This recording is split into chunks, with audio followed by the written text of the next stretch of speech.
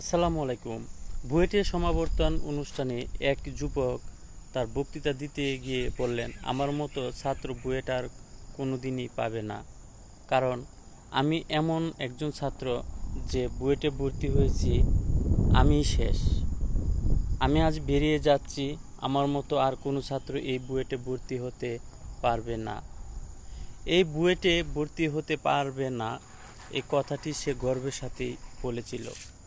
আজ আমি গর্বিত যে এত শিক্ষা প্রতিষ্ঠানের আমি ছাত্র ছিলাম।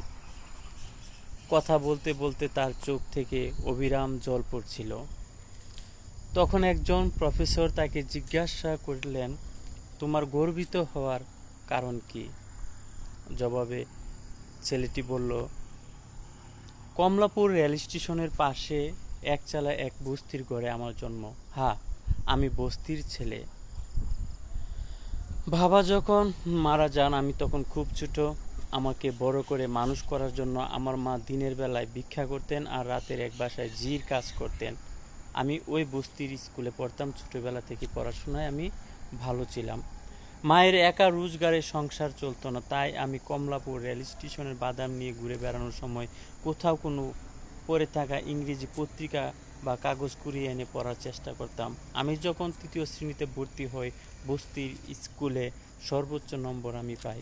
আমার পড়াশোনার আগ্রহ দেখে একজন ভদ্রলোক সাহায্যের হাত বাড়িয়ে দেন, আর সেই ভদ্রলোকের জন্য আমি এত দূর পর্যন্ত আসতে পেরেছি। এর জন্য আমি আল্লাহকে ধন্যবাদ দেই। আজ আর আমার মা বেঁচে নেই। বেঁচে থাকলে জড়িয়ে ধরে বলতাম, মা, তোমার বাদাম বিক্রি করা ছেলে বুয়েট থেকে ইঞ্জিনিয়ার হয়েছে, কিন্তু ভাগ্যের নির্মম পরিহাস, তিনি তো আর নেই।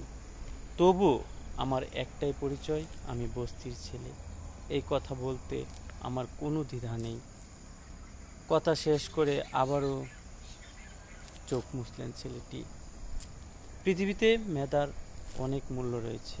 আমরা যদি আমাদের মেধাকে কাজে লাগাই, ইনশাল্লাহ আমরা আমাদের জায়গা থেকে সফলকাম হব। ধন্যবাদ।